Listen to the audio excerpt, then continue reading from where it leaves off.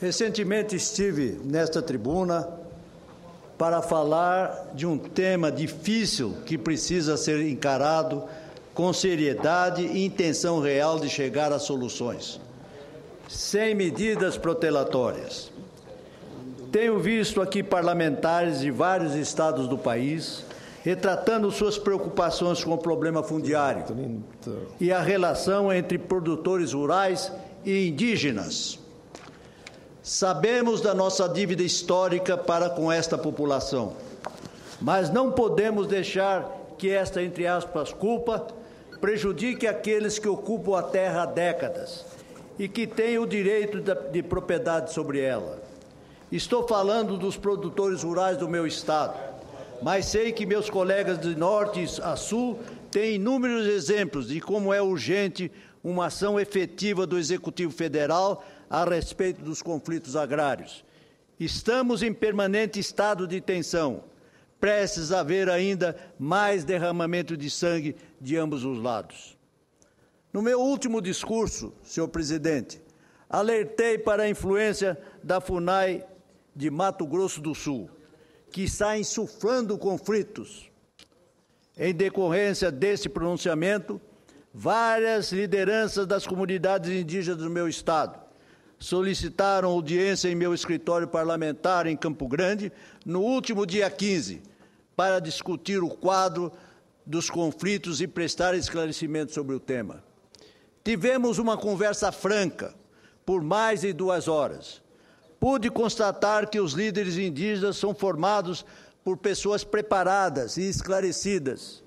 Suas manifestações são formuladas com grande preparo intelectual. Tive a oportunidade de ouvi-los de maneira direta, sem interferências estranhas. Posso assegurar aos senhores que todos desejam a paz, a resolução dos problemas sem violência, respeitando a lei e a ordem. Muitos se sentem incomodados com a imagem de que são, entre aspas, fantoches da FUNAI. Outros reclamam a excessiva interferência das ONGs em torno de suas comunidades. Enfim, as lideranças também estão preocupadas e desejam trilhar o caminho pacífico e ordeiro para encontrar soluções efetivas para os problemas. Senhoras e senhores senadores, dessa reunião pude então reforçar meus pontos de vista. Vejo hoje que existem 3 aspectos para observar de perto a questão do conflito existente em meu estado entre comunidades indígenas e os proprietários rurais. A primeira é a legalidade, a segunda é o aspecto econômico e a terceira é do ponto de vista humano e social. Esses 3 elementos formam o cerne das disputas. E com eles, infelizmente, confluem pelos desvãos os atos de violência. A cada tempo a imprensa noticia com grande parcialidade, diga-se de passagem, o assassinato de cidadãos brasileiros, índios e não índios. Todos estão emocionalmente envolvidos numa disputa desesperada. Lembrando uma frase de Nelson Rodrigues, fica a impressão de que não há inocentes nem culpados. Todos são vítimas. O ambiente nos municípios de Antônio João, Amambai, Aquidauana, Carapó, Coronel Sapucaia, Corumbá, Douradina, Dourados, Itaporã, Iguatemi, Miranda, Paranhos, Porto Murtinho, Cidrolândia e Itacuru é de tensão permanente, senhores. Toda a região fronteiriça entre o Brasil, Paraguai e Bolívia vive uma situação anômala, nervosa, desesperada. Há informações de que, atraídos pela notícia de que reservas imensas serão demarcadas nessa faixa geográfica de nosso país, vejam bem, senhores, comunidades étnicas vivendo em terras paraguaias, bolivianas e até colombianas, lá no extremo norte da América do Sul, aportam na região com a esperança de criar um grande território das comunidades indígenas latino-americanas. Não é preciso dizer o quanto isso tem causado apreensão entre os que vivem há mais de um século na região. ou quem adquiriu ali propriedades, tendo plenos direitos e segurança jurídica de propriedade da terra. Os proprietários adquiriam suas terras com a formalização de atos jurídicos perfeitos. Por isso, a ação da FUNAI de publicar atos demarcatórios de surpresa, como fez recentemente, em ato do dia 19, publicado ontem no Diário Oficial, desconsiderando a realidade específica de nosso Estado, insufla e tensiona o ambiente. Digo mais, o quanto isso tem retraído os investimentos, o quanto isso tem conflagrado os municípios e o quanto essa situação é desgastante para todos. Estamos vivendo uma guerra permanente, uma guerra suja de informações e de contra-informações, uma guerra jurídica sem trégua, com decisões e contra-decisões que tornam a situação mais e mais indefinida. Analisando a história e as legislações consagradas, percebe-se um contrassenso. Recentemente tive a oportunidade de ler um parecer do grande mestre de Direito Constitucional brasileiro da Faculdade de Direito da Universidade de São Paulo, reconhecido internacionalmente, o Dr. Manuel Gonçalves Ferreira Filho, que detalha numa exposição direta e brilhante que desde a Constituição de 1891, depois passando pelas cartas de 34, 37, 1967 e 1969, a União reconheceu o direito dos Estados-membros às suas próprias competências, resguardando sua autonomia no que tange a utilização de suas terras devolutas. Com a Constituição de 88, houve uma mudança de perspectiva. Se antes, ao longo de quase todo o século XX, a ideia vigente era de que o Brasil devia, entre aspas, integrar seu território para não entregar aos estrangeiros. Na famosa frase do Marechal Cândido Rondon, com a nova Carta Constitucional, passou a vigorar o conceito, entre aspas, ocupar para preservar. Mas ressalte-se aqui o parecer do Dr. Manuel Gonçalves, de que uma nova norma constitucional, mesmo quando editada pelo poder originário, tem incidência imediata, não caráter retroativo. Nesse sentido, desde a Constituição de 34, foi reconhecido às comunidades indígenas o direito de posse da terra, mas não da propriedade. Só em 46, no artigo 216, essa posse foi reconhecida quando havia ocupação em caráter permanente. Mais tarde, a Constituição de 98, aqui nos rege, confisca aos estados as terras sobre as quais tinham domínio há um século, pois elas passam de terras do domínio estadual para terras do domínio da União, como ocorre hoje. Mesmo que, pelo artigo 231 da atual Carta Constitucional, tenha havido mudança de paradigma, é certo que as normas constitucionais não têm retroeficácia, mas eficácia imediata, conforme o parecer do graduado jurista que me referi. Ou seja, o que antes existia está amparado pelo princípio do direito adquirido, não havendo possibilidade de qualquer alteração na base do direito, a não pela figura estranha e antidemocrática da quebra do Pacto Federativo. Assim, senhores senadores, o que se tem colocado cada vez mais é que a FUNAI, com essas novas demarcações de terra, como está ameaçando hoje em Mato Grosso do Sul, vem colocando em prática o confisco puro e simples. É o esbulho, e o esbulho nunca foi um ato legalmente aceitável. Isso não tem amparo nas normas vigentes do Estado Democrático de Direito. No mínimo, o que correto seria o pagamento pela União das terras consideradas indígenas pelo preço justo, conforme proposta constitucional ofertada pelos eminentes senadores Valdemir Moca e Delcídio nesta casa. É a razão para que esse procedimento seja o menos injusto e se baseie em dados históricos. Quero lembrar, excelências, que no final do século XIX, quase no fim do período imperial, o barão de Antonina recebeu de Dom Pedro II as terras limítrofes com o Paraguai. Eram milhões de hectares perdidos num vazio territorial imenso, lugar onde qualquer presença humana era rara e episódica. Mais tarde, essas terras foram entregues à Companhia Mate Laranjeira, que explorava a Hévia brasileira, o mate, o famoso lá do Rio Grande do Sul, dando início ao processo de ocupação gradual da região sul de Mato Grosso. A colonização instaurou-se pela vontade do governo e interesse da União, principalmente depois da Guerra do Paraguai, que via necessidade premente de delimitar, com a presença de cidadãos brasileiros, uma vasta área de fronteira, onde hoje situa-se grande parte do território sul-mato-grossense. Quero aqui finalizar esse pronunciamento. Excelência, me concede uma parte, senador Rubens Figueiró. Com muita honra, senador Valdemiro. Vossa Excelência, que conhece muito melhor do que eu essa questão que estou analisando nesse instante desta tribuna. Certamente não conheço, e Vossa Excelência tem a experiência parlamentar de tantos anos, mas, senador Rubens Figueiró, no final do ano passado, com a ajuda dos vários senadores aqui, fizemos uma emenda de comissão, e a comissão era a Comissão de Constituição e Justiça. Conseguimos aprovar na Comissão de Constituição e Justiça 100 milhões de reais. Nessa questão da luta pelos índios, o senador Paulo Paim, que preside essa sessão, que era presidente da Comissão de Direitos Humanos, eu fiz chegar até o presidente Paim que Mato Grosso do Sul, nós não temos essa figura de terras invadidas ou griladas. Lá, os produtores rurais têm a legitimidade, têm título, tem uma cadeia dominial que mostra o título e a posse.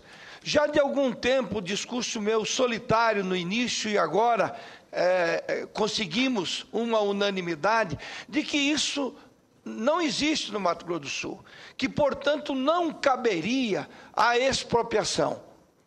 E o termo exato, teríamos que, se chegasse à conclusão que lá era terra indígena, teria que ter uma desapropriação. O Ministério Público Federal do nosso Estado reconhece isso. A FUNAI, numa audiência na Assembleia Legislativa, reconhece isso. As lideranças, várias etnias reconhecem isso, e os produtores, mesmo contrariados, porque eles acham que a terra é de propriedade deles, mas é sempre assim, se chegar à conclusão que é terra indígena, não cabe a expropriação, e sim a desapropriação. Pois muito bem, então o caminho, se querem realmente aumentar as reservas da população indígena, se querem reconhecer uma injustiça com a população indígena, e eu sou um daqueles que reconhece que há uma dívida a ser paga com os povos indígenas, mas essa dívida é da sociedade como um todo. Ela não pode ser debitada nas costas de um único segmento.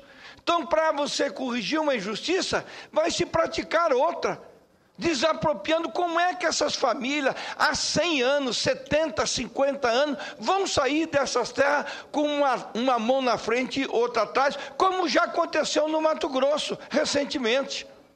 Então, visando isso, chegamos a essa conclusão. Pois muito bem, dos 100 milhões que conseguimos aprovar na Comissão de Constituição e Justiça, só foi possível, mesmo com a ajuda do relator, colocarmos no orçamento 50 milhões de reais. 50 milhões de reais. Mas eu ficava imaginando, bom, 50 milhões de reais vai começar, esse processo. Vamos desapropriar algumas propriedades e vamos fazer disso a referência de como será esse processo de demarcação. E a expectativa toda é isso. É muito difícil. Você tem que, de um lado, segurar produtores rurais e, do outro lado, também os índios que estão há 20, 30 anos, e tem gente que fica insuflando, dizendo, vocês têm que invadir a terra de vocês. É isso, e é claro que está uma expectativa dos índios, e o produtor rural dizendo, daqui eu não saio, eu não roubei, não invadi, eu comprei essas terras. Eu tenho alertado isso aqui. Recentemente, um jovem índio de 15 anos foi morto numa situação como essa. O enfrentamento entre índios e produtores rurais é uma coisa quase que eminente. Muito bem, fomos ao ministro da Justiça, fomos à presidente da FUNAI, recentemente, a ministra Gleice. Eu penso que era o mínimo que a presidente da FUNAI tem que ter um bom senso, parar com o processo de demarcação. Ora, se não tem dinheiro para demarcar nem aquilo que está lá, por que é que ela tem que assinar um outro? Senador Waldir Raupp, a informação que eu tenho, esse grupo de trabalho que está indo para lá, tem a pretensão de demarcar mais 70 mil hectares. Aonde que nós vamos parar com isso? O que é que pretende esse pessoal? Eu chego a dizer que esse é um ato de irresponsabilidade. Mas nós convidamos o ministro da Justiça na Comissão de Agricultura.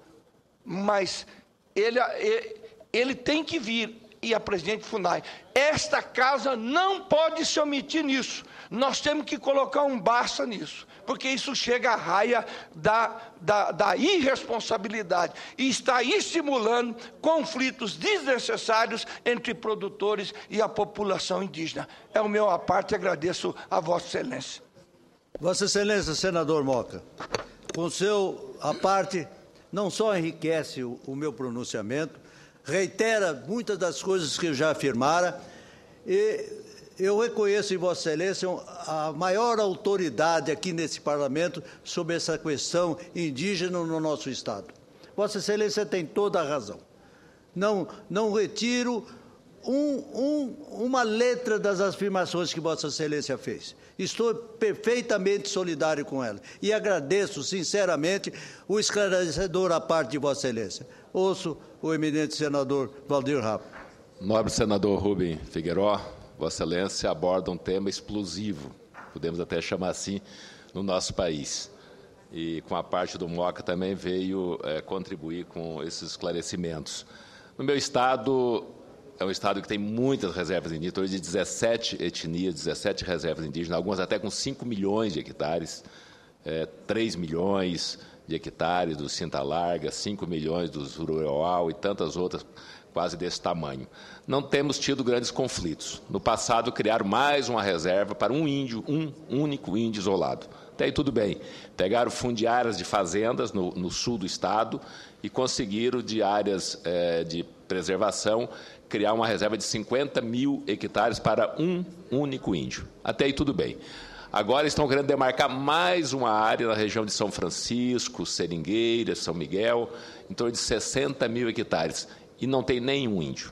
Estão tentando buscar descendentes de uma tal de etnia Puruburá, cadastrando pessoas para ir para essa reserva, desalojando 1.500 produtores rurais assentados pelo INCRA. Lá são pequenas propriedades de 21 alqueires, 50 hectares. Então, como é que pode se conceber se o INCRA distribuiu a terra, titulou a terra para 1.500 famílias, agora quer criar uma reserva indígena, porque diz que por ali passaram a etnia Puruburá.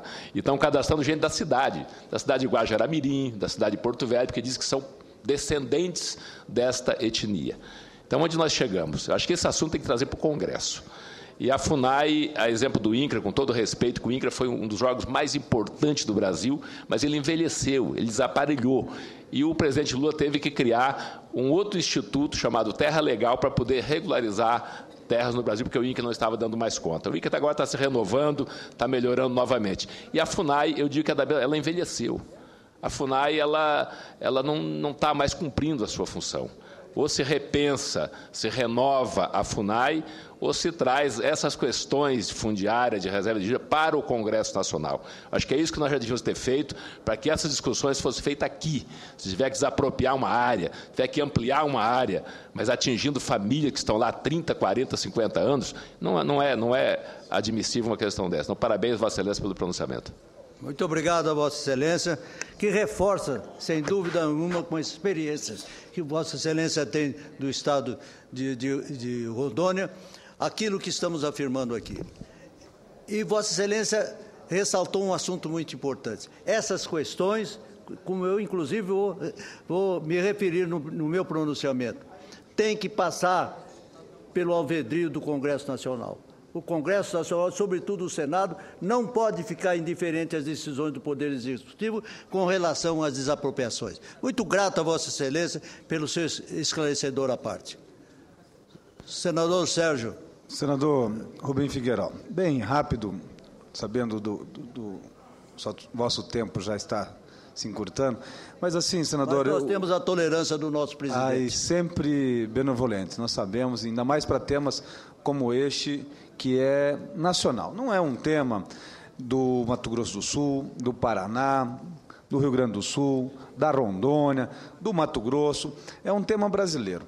Eu tenho para mim que tudo isso foi terra de índio um dia, antes de nós chegarmos aqui. Mas veio a colonização. Hoje nós já somos quase 200 milhões de habitantes e temos o maior respeito pelas etnias. E nós temos, e sabemos até mesmo, que precisa ser demarcadas as reservas, mas não pode ser da forma como está sendo feito no Brasil hoje. Nós não podemos, inclusive, ficar refém do Poder Judiciário para vir fazer aquilo que é de competência do governo e, às vezes, do próprio Legislativo. E hoje, nem mesmo o Judiciário, depois de demarcar aquela área toda, lá em Roraima, da terra, aquela comunidade de Raposa Terra do Sol, ainda não julgou os embargos de declaração. Se os embargos de declaração vão ter os efeitos modulares para as demarcações futuras, nós precisamos, inclusive, ir até lá. Mas queria rapidamente dizer a Vossa Excelência que este é um assunto que tem que envolver todos os poderes. O Poder Judiciário, no âmbito da sua competência, o Poder Executivo mostrou vontade.